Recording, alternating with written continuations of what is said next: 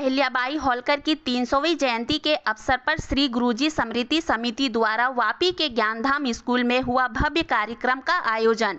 सैकड़ों की तादाद में उपस्थित रही महिलाएं। नमस्कार, मैं निशा पटेल, आप देख रहे हैं सालासर न्यूज। वापी के ज्ञानधाम स्कूल में 20 अप्रैल को आयोजित कार्यक्रम में बड़ी संख्याओं में बहनें, भाई और बच्चे शामिल हुए। कार्यक्रम की शुरुआत शंखध्वनि और गणेश वंदना से हुई, जिनके बाद विभिन्न समुदाय की 42 बहनों ने लोक माता अहिल्याबाई होलकर के विषय पर नाट्य प्रस्तुत किया। केवीएस कॉलेज के विद्यार्थियों ने भी गीत प्रस्तुत किए। लोक माता देवी अहिल्याबाई होलकर को भारत की एक महान रानी के रूप में जाना जाता है, जिन्होंने अपने जीवन में संघर्ष करते हुए भी बड़ी संख्याओं में मंदिर, कुएं, धर्मशालाएं, सड़कें आदि बनवाई तथा जनसेवा के कार्य भी किए। वर्तमान युग में जब समाज में अनेक समस्याएं हैं, रानी अहिल्याबाई होलकर ने एक आदर्श स्थापित किया और समस्याओं को ऐसे समाधान खोजे जो आज भी उतने ही प्रभावी हैं। इस कार्यक्रम में मुख्य वक्ता के रूप में राष्ट्रीय सेविका समिति की सूरत महानगर कार्य समिति सदस्य चंचला बहन टोकरावत उपस्थित थी। वापी से रश्मिका बहन मेहता, एडवोकेट गीता बहन पटेल, भारतीय जनता पार्टी की वापी महिला मोर्चा की महासचिव अतिथि के रूप में उपस्थित थी। कार्यक्रम में श्री गुरुजी स्मृति समिति के मंत्री राजेश भाई गांधी उपस्थित थे। साथ ही माननीय वलसाड़ जिला संचालक आनंद भाई पिंपुतकर के साथ राष्ट्र सेविका समिति की नौसारी संभाग सह अध्यक्ष कविता बहन प्रजापति और महिला समन्वय की वलसाड़ जिला संगठक भी उपस्थित थी। उन्होंने उमरगांव, दमन, वापी नगर के हर समाज, संप्रदाय, हर संगठन, हर एनजीओ का सम्मान किया। अहिल्याबाई होलकर की त्रिशताब्दी वर्षगांठ पर आयोजित कार्यक्रम में अहिल्याबाई होलकर के विचारों को समाज में प्रसारित करने तथा बहनों को उनके जैसा कर्तव्य बोध अपने जीवन में लाने के लिए प्रेरित करने का प्रयास किया गया। देश और समाज में जागरूकता लाना और राष्ट्र को सशक्त बनाने के लिए इस तरह के कार्यक्रम बेहद जरूरी है। देश विदेश की खबरों से जुड़े रहने के लिए देखते रहिए सालासर न्यूज। हमारे जीवन को प्रभावित कर एक नई दिशा देते हैं। ये कहानी ऐसे ही एक प्रेरणादायक व्यक्तित्व की है, जिनका नाम है अहिल्या। 18वीं शताब्दी में जब अधिकतर स्त्रियों का जीवन पर्दा प्रथा, बाल विवाह और सती प्रथा जैसी कुरीतियों में जकड़ा हुआ था, तब एक नन्हे से दिल ने उन स्त्रियों की पीड़ा को अपने भीतर महसूस किया और यहीं से आरंभ हुई एक मासूम शिवभक्त बालिका से समाज सुधारक, शासक, राजमाता, लोकमाता, पुण्य श्लोक देवी अहिल्याबाई होलकर बनने की महान गाथा। इस अद्भुत सफर की शुरुआत हुई थी महाराष्ट्र के एक छोटे से गांव चौंडी में।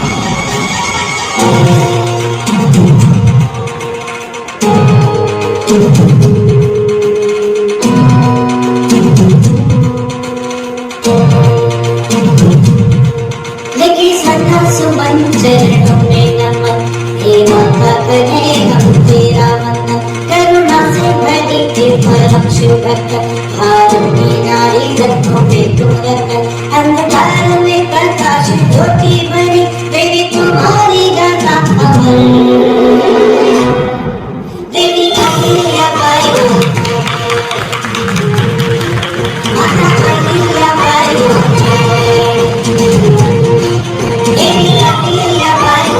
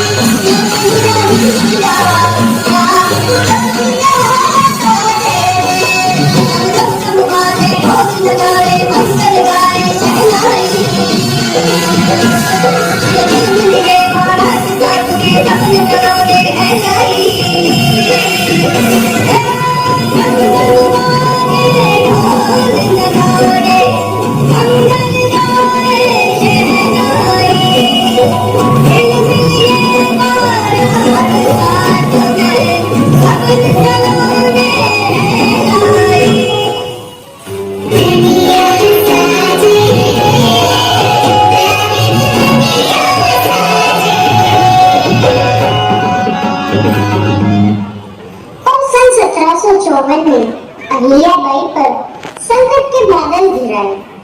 कुम्हेर के युद्ध के दौरान उनके पति खंडराव होकर वीर गति को प्राप्त हो गए। क्या होगा इस राज्य का? कौन संभालेगा ये राज का?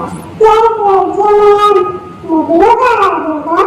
क्या हमें अपने घर बार छोड़ने होंगे? क्या हम नदियों के गुलाम बन जाएंगे? प्यार से सिंचा इस मिट्टी को क्या हम यूं ही बिखरने देंगे? क्या कोई नहीं जो हमें सहारा दे? बस बहुत हुआ। माला पे छाए इस काले बादल को हटाकर नए सूरज देखने का समय है।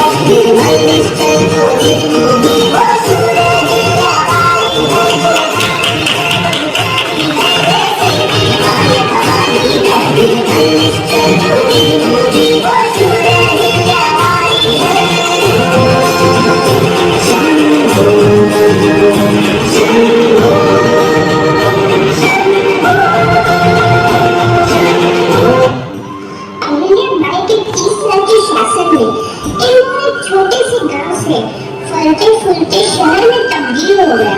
न केवल मालवा बल्कि भारत के कई हिस्सों में मंदिरों, धर्मशाला, सड़कों और विश्राम गृहों के निर्माण का श्रेय रानी अहिल्याबाई को ही जाता है।